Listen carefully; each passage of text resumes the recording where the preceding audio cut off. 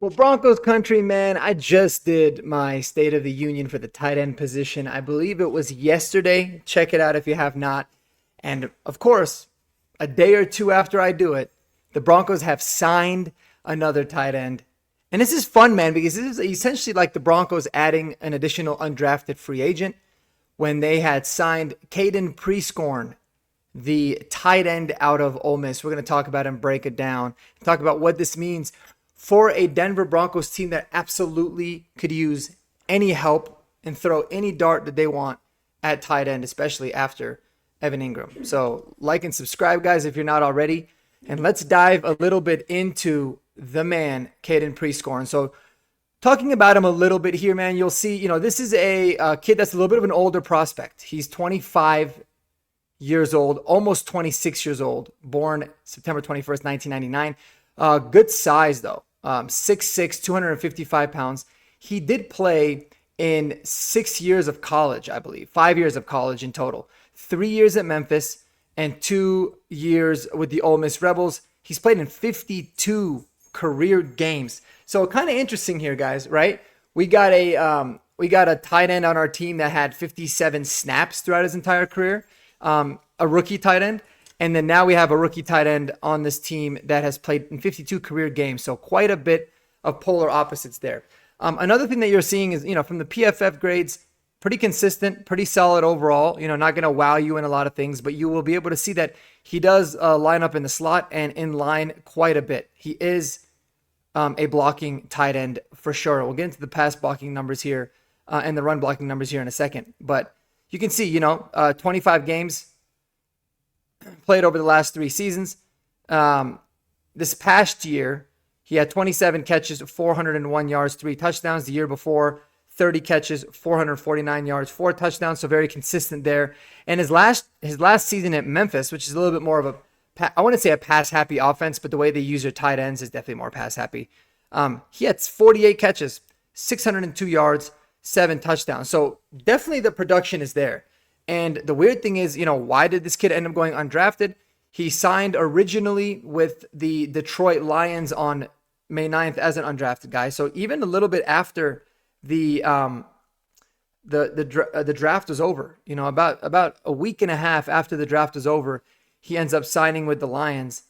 And then he gets cut 3 days later on May 12th. So it's been about, 2 weeks and change since he has last been on a team. There's an array of different reasons. There's a little bit of a connection, guys. Let's not forget that Dan Campbell and Sean Payton have a really great relationship. So you never know. Maybe Dan Campbell, they just realized he's not going to be a fit for what they're looking for. He's not going to be able to make this team. Who knows the reason? Injuries. There could be a multitude of things.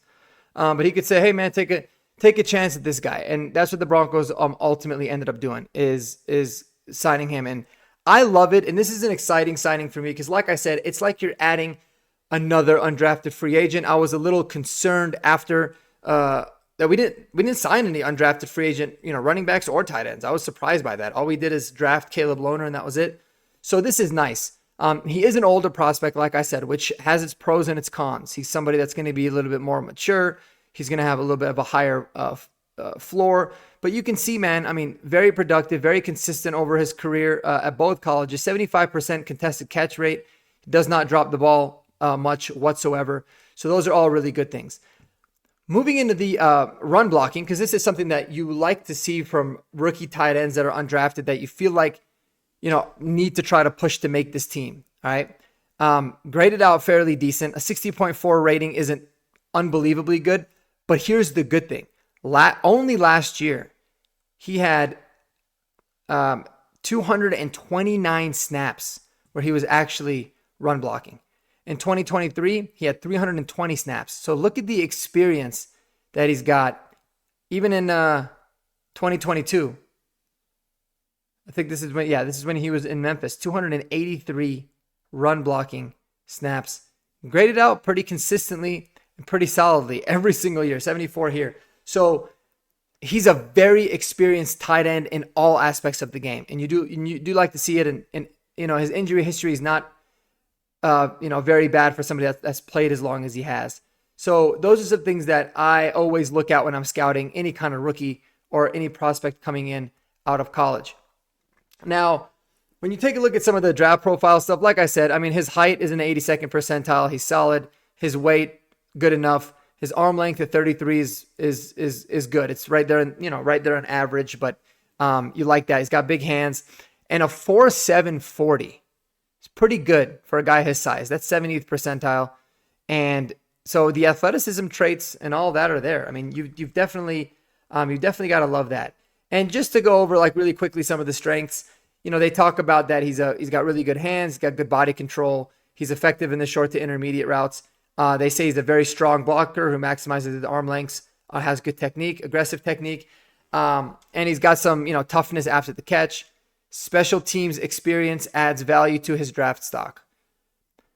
And then some of his weaknesses are limited experience as a primary offensive weapon, with only one truly productive season. No big deal. Lacks elite athleticism, route running needs refinement, the usual stuff. It's very interesting to talk about him. And one last thing, I do want to show some love to my guy Andy, man. Check out his Substack. I'll put it down below in the description. Andy does unbelievable work. The guy does not stop. He's already put out like 5 way too early mock drafts for next season. He's a killer, and he is in the David Talks Broncos Discord. Join. I'll put that link below too, guys. You can interact with all of us here in local Denver media, and I mean all of us. So it's going to be a lot of fun there. But he said, adding Prieskorn to this tight end room is a very good addition and a guy who I think will compete for a spot on the 53. And really everything that you see when you dig into him makes you feel really confident that he actually has a chance to make the 53. And we'll talk about that. But there's also some other concerns. 850 yards, 7 touchdowns in his final 2 years. Very reliable across the middle of the field for Jackson Dart and company. So he is Andy approved, which you love to see. Now, here's my overall take on this, man. Okay. When you look at the PFF grades, when you look at his history in college football, the fact that he's a pretty solid athlete, not going to blow you away, but definitely a good enough athlete. He's got good size, a ton of experience playing, especially as a blocker. The fact that he's played a lot of special teams and he's known to be a really great special teams player as well, makes you think, okay, well, why wasn't he drafted? Could have been the fact that, first of all, Ole Miss playmakers are always going to be graded on a curve a little bit because of how unique of a system, they have there. But that being said, he was a big time blocker there too. But also add in the fact that he is an older prospect, no doubt about it. And who knows, the medicals, even though it didn't look like he missed a whole lot of games, the medicals could be an issue. So those are things that we don't know about. And maybe now he's kind of starting to get over whatever it was that was hampering him. But not only did he not get drafted, he ends up not getting signed as a UDFA for a couple weeks after the draft. So he was like the late priority. And again, there could be a lot of different reasons for that. But it's more likely than not that he was just not very high on a lot of teams' draft boards. And then add in the fact on top of that he did sign with the Lions, and then he was waived 3 days later. A little bit concerning, a little bit weird, right? I think more reports and a more of an understanding will come out, in the coming days for sure about that. But those are some things that you have to take into account. Other thing is that the Bronco, that, like I said, when you look at the pros versus the cons, there seems to be a lot more pros. This is a team in the Broncos that can certainly use as much help at the tight end position as they want. What did they do? Who did they end up getting rid of? I thought maybe they were going to cut one of the long snappers. But what I did not know is that Cole Fotheringham, who we had signed a couple weeks ago from the Raiders, who has a very limited experience, was really just brought in as more of a tryout player, even though he was officially on the team. It was more of on a tryout basis. So they waived him. They injury waived him. So he could have gotten hurt, or they could have just designated it as an injury.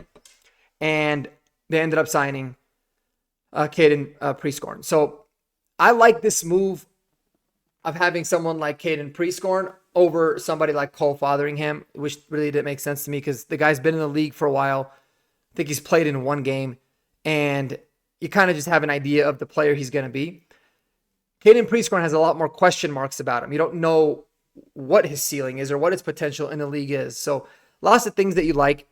I think when I look at it on first glance, even though they seem to be slightly different types of players, I think he's a very similar player that Nate Atkins was too, as when we signed him as an undrafted free agent. Someone that is just going to do a lot of different things for you. He's going to be willing to be a 4-phase special teamer. He's going to be a very willing blocker, be able to get his nose dirty, and make it very difficult for coaching staffs to cut him. So listen, guys, we talked about the tight end room. I don't know if it was yesterday or the day before, at length. After Evan Ingram, it is an atrocious room. It was basically the room that we had last year. So we are way too reliant on Evan Ingram's health this upcoming season. Caden Prieskorn is not going to fix any of these problems or really raise the ceiling of it, but it is a good, intriguing body and an intriguing player to be able to bring in and compete. And I like it. I like the fact that he's younger, and he's going to bring in some skill sets that I think are always going to be useful to have as a back end of the roster type of a tight end. So we'll have to wait and see. Andy thinks he's got a chance to push for the 53. I certainly think he's got a shot, albeit a very low one, but we'll get the reports. He is with the team right now during OTAs, so maybe we'll get a little bit of something from him there, but we'll really start to know more about Caden Prieskorn as we get into camp. Let me know what you guys think below in the signing, man. Go Broncos. I love this. And also, before I go, I hope you guys are still tuning in. Tonight, in about 5 hours, 9 p.m. Mountain, me, David Talks Broncos, my man Kodiak, and Jeremy are having our first ever episode of our brand new weekly podcast called Horsepower Hour. All of the information is going to be on my Twitter or my X, however you want to say. I'm going to say Twitter. And I'm going to put a link below, not only to the Horsepower Hour YouTube channel, but you will be able to catch it on my channel and the rest of the fellas' channels as well. So, and we're going to be streaming it on Twitter. So wherever you guys want to watch us, we hope that you join us, interact with us in the comments. We're going to have a great time. We need your feedback. We'd love to know what you guys think and what you want to see on the pod moving forward. But we hope you guys will join us there. Anyways, till the next video, man. Y'all stay safe. Take it easy. Go Broncos. See you guys tonight, man. And peace out.